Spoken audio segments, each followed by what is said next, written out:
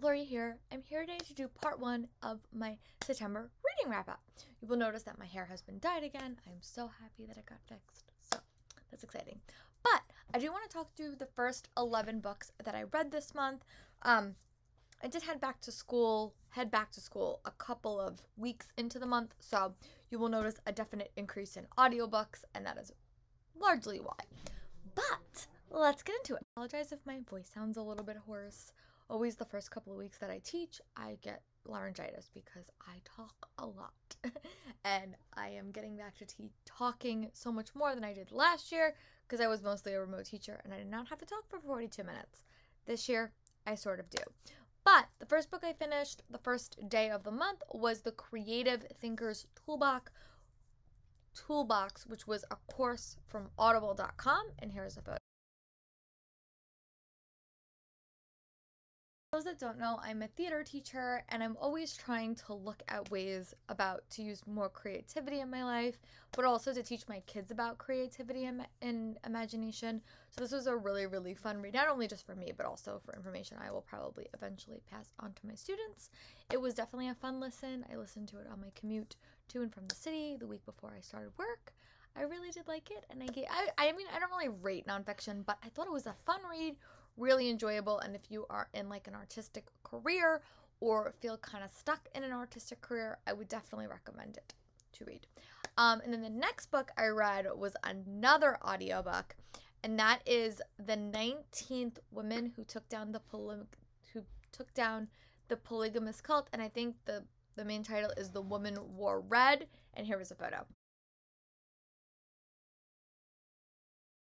I became a teacher. I was a psych major in college, and I always find books about like cults and different family cycles or different family groupings really, really fascinating. So I've always been really interested in the polygamous cults, and this book just was really, really interesting. I have another one that I hope to listen to at the tail end of this month. That's by Warren Jeff's daughter, which I've been dying to read. But when I picked this one up, it was really impactful. And it definitely was not the story I was expecting to get from this young woman. But it was really interesting. Very, very compelling. I would definitely recommend it. And it was a very interesting take and a not necessarily a perspective I had ever really read before. So definitely really liked it. And if you're interested in anything psychology or just like learning about other people's lives or cults, I would definitely recommend it. It's a little bit darker, but very, very interesting. The first physical book I read this month was Small Town Monsters. This was a book I was on a blog tour for. It was actually perfect timing because it was a nice ease into spooky season. So let's chat a little bit about it. But here's a photo. A quick read, but it basically follows these two characters, and one character, his mom, due to the death of his dad, starts to experience some behavior that he doesn't think is normal, and he kind of goes to the next character's point of view, which is a girl, and her family is a bunch of like exorcists, and they get involved, and they start to team up when they think that this mother, not only his mother but also the town, is being possessed by a demon.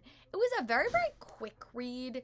I like the setting. I didn't feel really connected to the characters, but I thought it really dealt with like cults and cult life and what a cult could become, and it was very, very interesting. I think the supernatural elements were really, really fun. I didn't feel super connected to the characters. I thought the romance was a little bit insta-lovey for me, but that's just my personal take. But I found it interesting and compelling, and it was a nice eerie and creepy read. Definitely more not as serious, but dealing with harder topics like demon possession, but it was interesting. I liked it, and I wound up giving it 3 stars. The next physical book I read was Box by Christina Dalashar. This was a alarming read, I will say that. My friend Tiffany I recommended I buy this when I was in the city with her over the summer, and I picked it up. This is an alarming read, but it's a futuristic thriller about a society where women are only allowed to speak 100 words a day, and they're very, very subservient to men. But when something happens to the president's brother, they have to give this woman more freedom so she can save him. And it's her adventure trying to get out of this world. It was a really alarming read. I read this in like a day and a half. It was deeply alarming, but also you could really see how a community or how a world could become so engrossed in this methodology. You could see it through her husband, her kids, and how all this stuff was like taking over their lives. I really like the mystery elements. I like the science elements. I thought it was super fascinating. Very, very quick pass read, but deeply alarming. I will say that. Like, I was very alarmed when reading this book, but I flew through it because I found it very, like, incredibly fascinating. So definitely gave this one 4 stars, and I would definitely read more by this author in the future, but I would recommend being in the right headspace for this one. I was able to complete 2 nonfiction books this summer. The next one I finished was How to Change Everything by Naomi Klein, and this is a really simplistic book about climate change and global warming and what young activists can do to make sure the world is a better place. And I liked it. I really enjoyed it. I'll probably pass this on to someone in my school because they can use it with the kids that they teach, but I found it to be a really digestible read. Earlier in the year, I read How to Avoid a Climate Disaster by Bill Gates, but I thought that this one was a little bit easier for me to read. So I really had no foundational knowledge. This was definitely a foundational knowledge. I had a lot of pictures. It talked about like what we can do today, but also how we got to this point. And I really, really like this. This is a great book for kids. I actually got this from one of the conventions I went to, and I just really, really enjoyed it. So if you're looking for a supplemental material as a teacher to talk about climate change, I would definitely recommend this one because I found it very, very educational and very, very informative. I learned a lot, and I am almost 35, so definitely good for kids as well. And then the next book that I picked up was an e-arc, and that is Keeper of the Night. And this one doesn't come out until October, but I'm going to give you guys a sneak peek of my thoughts now.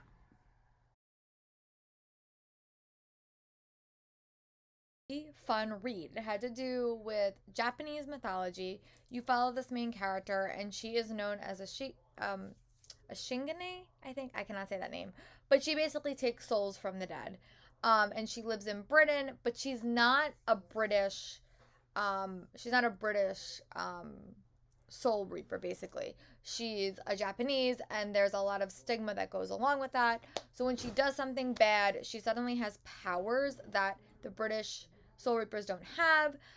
She gets herself in trouble, so she convinces her brother, her half-brother, to go run away with her to Japanese to sort of uncover what's happening with her. And it is a journey. It reminds me a lot of like a Percy Jackson book because they're going on an adventure in the underworld for most of the book. It was really interesting. At the heart was a very touchy relationship between her and her half-brother, and I really like that. I thought it was really interesting and really, really fascinating. The end did not go the way that I predicted, but I was really engrossed. I think the highlight of this book for me was definitely the relationship between the main character and her brother. The romance was not what I loved about the book, but I really did like the world building and the setting. Definitely going to check out book 2 because now I'm really here to see what happens at how they set up book 2. Very, very intrigued. But if you like Percy Jackson and want a little bit more of I would say an upper YA book that has to do with Japanese mythology and does have those elements of Percy Jackson, I would definitely recommend this. I wound up giving up this one 4 stars for review, and it does come out in early October. And then the next book that I wound up reading was my only 5-star read of the month so far. Well, my only 5-star nonfiction book. But that is Front Desk by Kelly Yang. I adored this book. I read this book for a 24-hour reading vlog, and I love this book. I thought it was great. But it's set in 1999, and you basically follow Mia, and she and her parents are Chinese immigrants. And they wound up working at this hotel with this older gentleman, and he's a horrible boss. So the rules on the back is she lives in a motel, not a big house. Her parents hide immigrants. And number 3, she wants to be a writer. And you kind of see her kind of learning throughout the whole year about her life, but also all of these people that come into her life. It's very much a book about found family. It's very much a book about standing up for what you believe in, finding a way to get what you want, but also it's about facing your parents' expectations and what if you don't want to do what your parents want to do. but it was a really, really sweet read. I really have to get the other books in this series. My library has shut down for momentarily my middle grade section, so I just haven't been able to get and see the book, but I know it's there. But this book was a delight. It was 5 stars. I loved it. I love the talk about immigration and how you looked at it through Mia's eyes.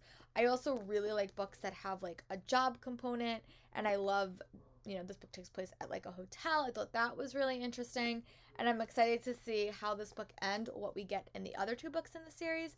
This was a 5-star read. Definitely my favorite so far of the month by far. Definitely we'll read more by that author in the future, and I'm really happy that I picked it up. And then another book, the next book that I picked up was Hot British Boyfriend by Christy Boyce. This book was not what I expected, I'll be very honest. But you basically follow this girl named Ellie, and she is publicly humiliated when her crush chooses someone else, and it goes viral, and she winds up running away to England to get away from that. And she winds up encountering a cute boy. This book is not what I expected, but I loved it towards the end. I thought it was really interesting. I spent 3 weeks in England when I was in college, so a lot of the setting stuff was really, really great. I loved Ellie as a main character. I love that this book focused a lot on friendship elements as well. It was fun. I would definitely recommend checking it out if you want kind of a unique romance, and I don't want to spoil why I'm saying that, but it definitely was not what I expected romance-wise, and I was perfectly fine with that. I love the setting. I love the characters. I know there's a companion book coming out, I think, and it has to do with another travel elements, but guys, I miss traveling so much. It's been so long since I traveled, and being back in England with Ellie and this world was amazing. I really, really liked it, and I wound up giving this one 4 stars for review. And then the next book that I picked up was, this was another audiobook that I picked up, and it's I Will Always Write Back. This is a nonfiction memoir that I talk about all the time, but I finally got around to rereading it, so you guys are going to hear about it again. So I actually chose to reread this for the Avenger Reading Challenge because I needed to get one more prompt for my Black Panther board, and I had to find an author that was born in Africa. I was really, really struggling. Then I realized that one of the characters that wrote this book was from Africa. So this follows 2 characters. It follows Caitlin, who is from Pennsylvania, and Martin, who is from somewhere in Africa. And they wound up having a pen pal writing contest, or like they got a pen pal from a different country. I did that when I was in like middle school. Like I got one from Italy. But these 2 characters, they just wound up writing, and they just continued to write from the time that they were in like middle school to their adult years. And this relationship and this friendship transformed both of their lives. I was so impacted by this story and by what Caitlin's family, and not just like what Caitlin and her family tried to do for Martin, and also what they successfully did for Martin. It also, like, rereading it a second time really made me see like how much Caitlin had changed throughout her relationship with Martin, and how it was just really impactful to see Martin's life, and also like how Caitlin was understanding that, like what Martin was going through. And it was just a really important read. I found it to be incredibly impactful, and it was just a really like emotional read, but also like showing the beauty of friendship and the beauty of reaching out to somebody who you don't even know, and like what that can do to someone.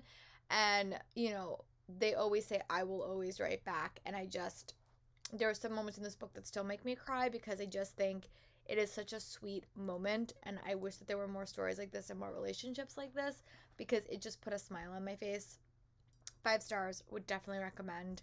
It was a really important read for me, and I'm happy that I finally got around to rereading. It was actually the Time Warp YA book club pick, and that is The Girl in the Headlines by Hannah Jane. This was a really fun story. So you basically follow this girl named Andrea, and she winds up waking up in a hotel covered in blood. Her dad is dead, her mom is in a coma, and her brother is kidnapped. And she is the prime suspect in this story. and she cannot remember what happened. She winds up teaming up with the boy that works at the front desk of the hotel that she was left at, and they kind of start uncovering what happened to her. It's a little bit of an isolated story and definitely a different type of murder mystery than I ever really read before.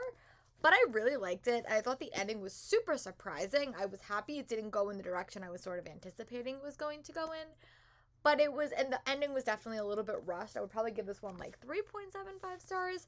But I really enjoyed the story. I like the characters. I thought the romance was a little bit insta-lovey at points. But again, they were in a really intense situation. But I really like the amnesia elements and trying to uncover what was happening.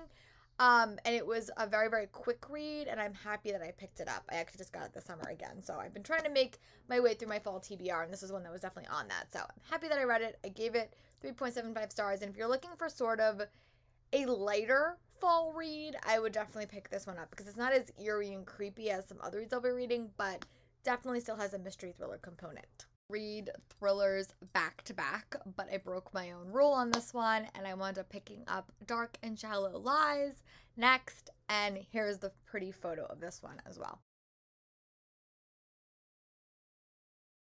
A creepy and eerie mystery thriller.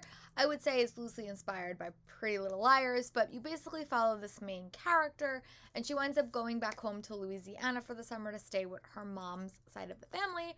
Her mom committed suicide several years in the past, so that is a constant trigger, and that does come up a lot in the story. But all of these characters, there is a bunch of children that are born, they're called summer children, and they are born in a certain summer, and there is like, I think there's a certain amount of them, but they all have some type of supernatural ability or like supernatural inkling. But the main character never really had a supernatural ability until this summer. The past year, her best friend went missing and no one can find her. Throughout this whole book, she's starting to get inklings of what happened to her best friend, and she's starting to uncover what's happening.